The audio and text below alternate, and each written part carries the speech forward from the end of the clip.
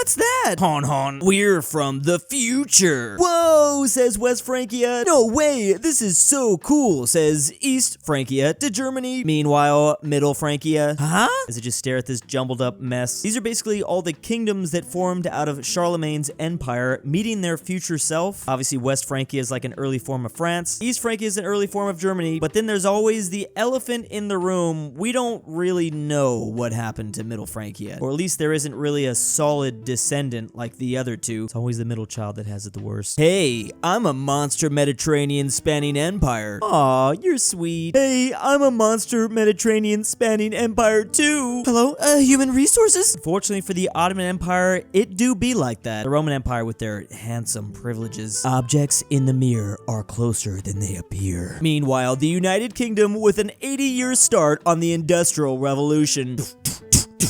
Then there's the US, right after the Civil War, about to catch up with them. They were running like Usain Bolt over here. Imagine losing an 80-year head start. No, but it definitely does help. The UK had a nice blueprint for once they perfected everything for all the other countries just to copy. Chinatowns all over the USA. All starting with some Chinese guy claiming he's Jesus's brother. I actually didn't even realize it was the Taiping rebellion that started all this. You have been sentenced to watch Hollywood try to portray ancient Persians, for eternity. I feel like once one movie popularizes this stereotype, then all the other movies just follow since it's already in like the public's head. They don't know how else to portray them for the audience to know. I miss the idea of it, but not the truth, the weakness. It's definitely a lot better than what took place in reality. How the frick did these natives manage to move such big rocks without any machines? A few centuries before. Yo, bro, I just built this statue and I put it there because say no more. It's already obvious. I mean, who can look at this thing and not see how obvious it really is? Clearly they had some sort of alien spacecraft. No, but I thought we knew how they made these faces. Didn't they dig them up from the ground and then just lift them up like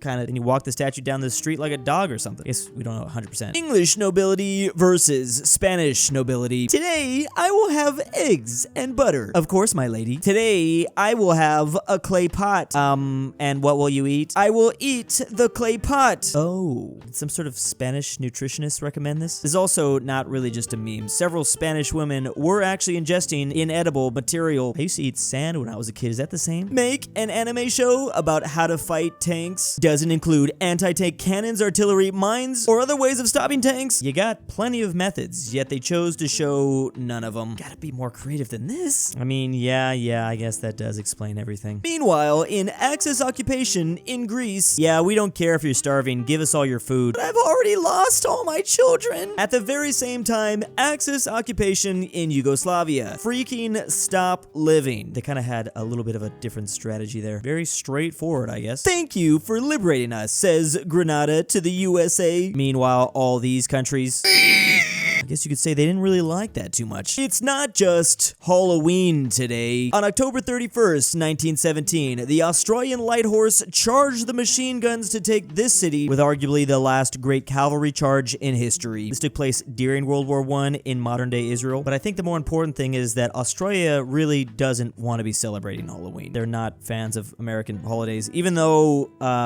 yeah. Ooh, look, here's a fun task. How would you partition the Austro-Hungarian Empire? Don't be afraid to group people with no regards for history and ethnicity. It worked for the British and French. Oh boy, I love this game. Interesting that they decided to draw a whole lot more straight lines in the sequel. They had to redraw the borders of the Middle East as well. This is my neighbor, Spain, says Portugal. He's a pain in my butt. I start discovering the world. He starts discovering the world. I make colonial empire. He makes colonial empire. Wait, that's the meme. It literally just stops right there. You can include one more, like my colonial empire collapsed, his colonial empire collapsed. That Spanish soldier during the Boxer insurrection, remarking that he had to fight alongside the guy that oofed his best friend 2 years ago. Really kind of an awkward situation that whole Boxer rebellion thing was. Literally like all of Europe and the USA had to team up to take on China at this time. There's also a couple more involved. And it was especially weird for Spain and the US since they were at war with each other just 1 year prior. LMAO, WW2 Belgium speed bump, am I right? Meanwhile here, can you please Please stop resisting. We're at 3,000 men. You're at 50. Literally, no, says this Belgium man. Sometimes it's the little stories like this during WW2 that are honestly some of the best. Ooh, the 6-Day War, the Arab-Israeli conflict.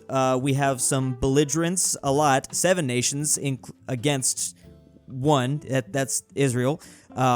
There's a lot of strength on one side. Then there's Israel's strength. Since it's 6 days, obviously this is just gonna get thrown. Oh yeah, and the end results: Israeli victory, capturing video game footage. The Arab armies also had advanced Soviet technology or tanks. Decisive Israel victory.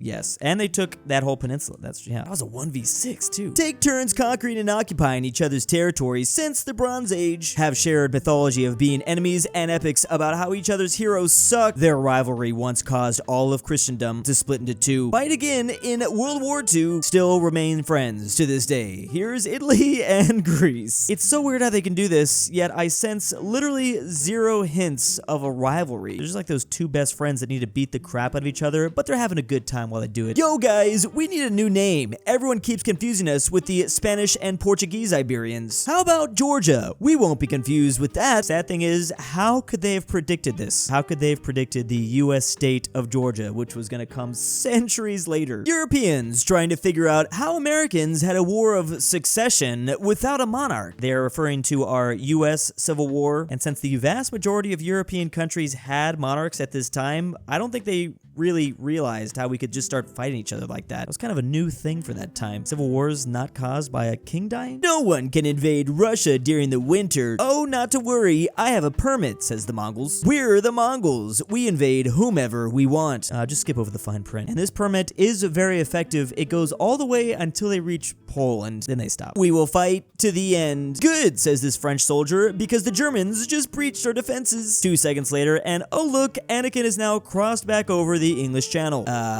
Okay. They'll fight to the end, just not inside of continental Europe. Dunkirk moment. Did you know? Other than being a great political leader, this lady was a huge fan of motorcycles. She once asked her bodyguard for a bullet. They gave her 30. And this literally happened in 1984 too. POV, you are an unpopular army officer during the Vietnam War. That's exactly how you get frag tagged. Yeah, it's best not to make enemies out of your group. They'll say it's an accident. Naming a ship after your country, Deutschland. Naming your ship after famous historical figures, Doris Miller, the Sullivans. Naming your ship's concepts, Victory, Broadsword, Warspite. Finally, naming an aircraft carrier after a man who said aircraft have no military value. Big brain move right there, France. Make an aircraft carrier? Name it after a guy who said military aviation is useless. Again, we're talking about this French ship, which is a nice way of doing some trolling, I think. To be fair, this French general did say airplanes are interesting toys, but no military value in 1911. This is only like a decade after they first figured out how to fly. You just must have not been thinking far enough ahead in the future. You are literally destroying my culture. Just stop eating each other, okay?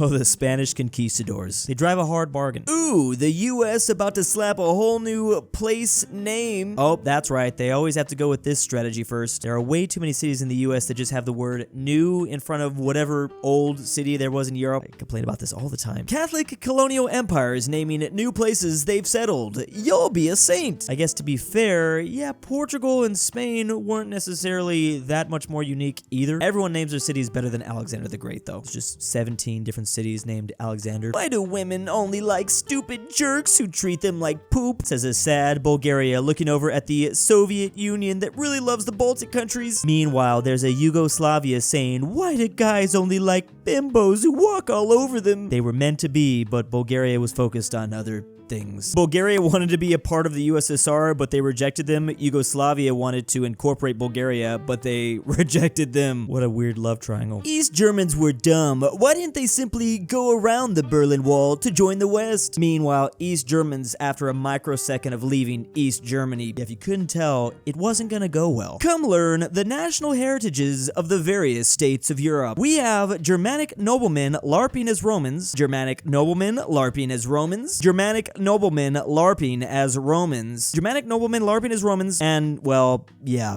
you get the picture. Man, there's so much diversity here. I hope we don't all die in another unpredictable flood this year and have to restart our civilization. Meanwhile, in Egypt, yes, the Nile is about to flood. Should be a good harvest this year. Sometimes floods good, other times floods, well, yeah, not so good if you're Mesopotamia. That's kind of cool that you went into full uprising against the Germans. Yeah, we secured a landing zone. We're just waiting for paratroopers.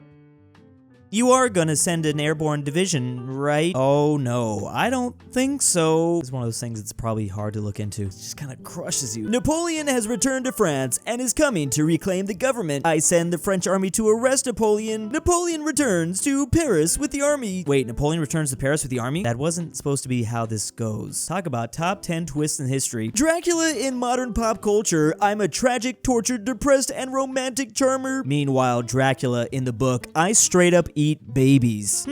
Well, I don't see why he can't just be both. You can be all those things and also eat babies as a snack. Just a delicacy or whatever. And big thanks to my patrons this month. Drew, I'm your dad, back with the milk. Look outside. KirinoIsBestGirl. The clone's training is complete and is Fredrik Tibblin, Tibblin, without Australia is real. I am not a paid InquisitorXarius, actor. TheGreatRalphy, Traven's annoying friend. Sebby, if you hear this, I love you. GoodOldRyah, The Mexican 7 Ortin, fat, RyeThePie, Carmel Saida, Saida, LuxembourgLover. And why am I doing this?